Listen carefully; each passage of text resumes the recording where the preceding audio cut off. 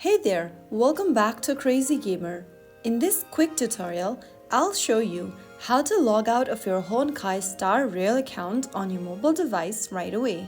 Whether you are switching devices, managing multiple accounts, or just staying secure, follow through the steps. First of all, open up the Honkai Star Rail application on your mobile device. Wait for the game to load, and once it does, you will be able to see this interface.